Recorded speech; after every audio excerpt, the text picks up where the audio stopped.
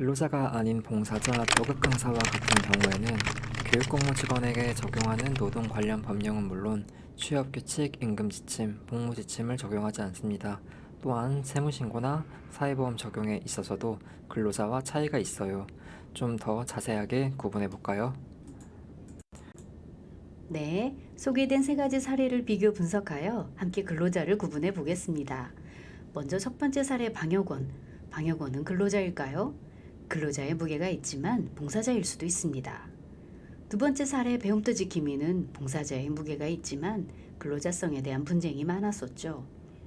세 번째 사례 방과 후 외부 강사 보겠습니다. 일단 근로자가 아니라는 건 많이 들어 알고 계실 텐데요. 세부 내용을 들여다보면 학교와 강사 계약을 맺은 도급 강사이거나 위촉된 봉사자일 수 있습니다. 아니면 방과 후 업체로부터 파견된 강사일 수도 있죠. 이와 같이 증명이나 활동 내용 등 외부적인 요소만 가지고는 이분이 근로자인지 아닌지 판별하기는 어렵습니다.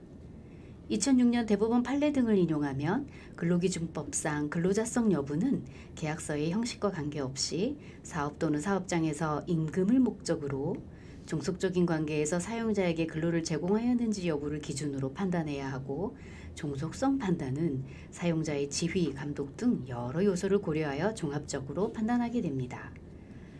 이 말을 뒤집어 보면 다툼의 시작이 되는 제1의 단서는 계약서겠구나 하고 유추해 볼 수 있는데요. 세 가지 사례 계약서 작성부터 비교해 보겠습니다. 방역원의 계약서는 근로계약서가 작성되었네요. 이것만으로도 근로자임을 알 수 있습니다. 다만 근로계약서를 작성할 때는 반드시 서면으로 명시되어야 할 사항들이 있는데요. 근로기준법 제17조에서는 임금사항, 소정근로시간, 휴일, 연차, 휴가를 계약서에 명시하도록 하고 있습니다. 한 가지 요소라도 누락이 될 경우 위법이 되니 이 부분 주의가 필요합니다. 배움터 지킴이의 경우는 계약서를 작성하지 않고 미촉장을 수여하였습니다. 그 배경을 살펴보면 계약서라는 것은 법률적으로 서로를 구속하려는 것이기 때문에 스스로 자원한 봉사자와의 관계에서는 어울리지 않는 것이죠. 오히려 계약서를 작성했다면 근로자성을 다투는 근거가 될 수 있으니 이 부분 유의가 필요합니다. 방과 후 외부 강사는 도급 계약서를 작성했으므로 근로자가 아님을 확인할 수 있습니다. 도급 계약서임을 판별하는 기준은 계약서의 제목이 아닌 내용이 되겠는데요. 어떤 임무를 맡기고 그것에 대해 수급자가 자신의 재량으로 선량한 관리자로서의 임무를 완수해야 한다는 내용이 골자가 됩니다.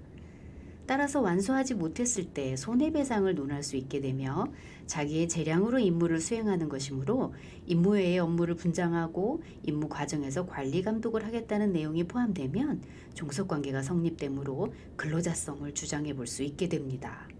또한 근로계약과 달리 그 시간이 아니어도 그 사람이 아니어도 된다는 대체성을 보장해야 합니다. 보강 수업이나 대체 강사 허용이 그 사례인데요. 이러한 속성에서 벗어날 때 근로자성을 다툴 수 있게 된다는 점 주의가 필요합니다. 다음으로는 계약서 작성의 기초라고 할 수 있는 공고서를 보겠습니다. 공고상의 채용 구분으로 직종의 정체성을 확인해 볼 수 있는데요.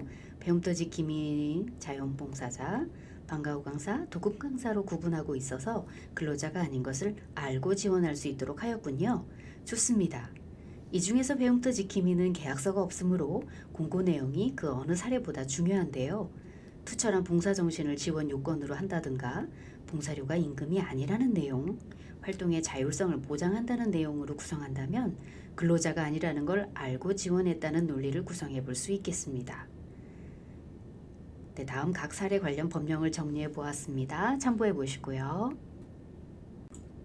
다음은 보수의 성격을 알아보겠습니다. 먼저 근로자의 경우 보수는 근로 제공의 대가로 정리해 볼 수 있는데요. 그 산정의 기초는 바로 시간이 되겠습니다. 다음 봉사자의 보수는 활동 실비에 해당됩니다. 따라서 근로자처럼 시간당 얼마라는 표현을 사용하여 근로자를 연상시키는 것은 바람직하지 않습니다. 시간에 구속되지 않는 활동비를 정하여 운영하시는 것이 좋겠습니다. 마지막 강사에게 지급되는 강사료의 성격은 완성보수로 정리해 보았는데요. 도급의 대가 지급은 임금과는 달리 시간을 따지기보다 임무 완성에 있기 때문에 수업 회당 얼마로 산정이 됩니다. 즉 근로자는 일의 완성 여부를 떠나 시간을 완성하면 보수가 주어지는데 도급은 이를 완수한 부분에 대해서만 지급이 이루어지게 됩니다. 근로자는 타임, 도급자는 미션이라고 구분해 보시기 바랍니다. 보수의 속성이 다른 만큼 이 소득에 대한 신고 또한 다르게 진행되는데요. 먼저 근로자의 경우는 근로소득이 되어 일용근로소득이나 연말정산소득신고로 진행이 되고요. 봉사료는 통상 소액의 실비이기 때문에 소득신고를 하지 않습니다. 강사료의 경우는 두 가지로 나눠 볼 수 있는데요. 강사가 개인 프리랜서인 경우 사업소득, 타소속의 월급쟁이 셀러리맨이라면 기타소득으로 신고합니다. 또 하나의 구분 요소로는 4대 사회보험 가입을 들 수 있습니다. 근로자는 기본적으로 사회보험 가입을 검토하게 되는데요. 사회보험 가입 대상 정리표입니다. 가입 대상과 제외 대상을 정리해 두었는데요. 제외 대상 내용 중에도 단서 사항은 가입 대상이므로 유심히 살펴보아야 합니다. 봉사자는 근로자가 아니기 때문에 사회보험 가입을 검토하지 않습니다. 다만 자원봉사활동기본법에 따라 봉사자를 보호하기 위한 보험에 가입할 수 있으므로 학교안전공제회 같은 보험에 가입하고 있음을 참고하시면 되겠습니다. 마지막 방과 후 강사 역시 근로자가 아니므로 사회보험 가입을 검토하지 않는데요. 다만 고용보험법에서는 2021년 개정을 통해 방과 후 강사를 특수고용 형태로 구분하고 고용보험을 가입하도록 하였는데요. 모든 방과 후 강사가 다 해당되는 것은 아니고 초중등교육법 제2조에 해당되어야 하므로 유치원은 해당되지 않겠습니다.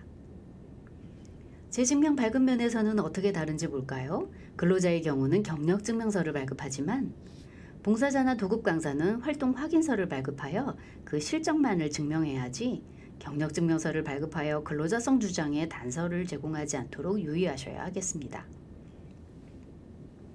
마지막으로 인력운영 관리 방법으로는 근로자는 나이세 인사기록과 발령대장, 봉사자는 봉사운영대장, 강사는 강사운영관리대장을 운영하시면서 증명 발급을 해주시면 되겠습니다. 이상 세 가지 사례를 통해 근로자성을 두고 비교 분석해 보았습니다. 외부적인 요소만으로는 알 수 없었지만 내부적인 속성을 살펴보니 누가 근로자인지 이제 아시겠지요? 아울러 근로자성의 여부는 노무 제공의 실질적인 형태를 보고 판단하므로 봉사자, 도급 강사 등 근로자가 아닌 형태를 운영하기로 하였다면 실제 운영도 이에 맞아야 하겠습니다. 즉, 업무 지시, 출퇴근 시간 관리 등 근로 감시적인 운영을 하여 근로자성을 다투는 일이 없도록 유의가 필요합니다. 지금까지 동부대정 밀착지원 현장지원단 노무관리팀이었습니다.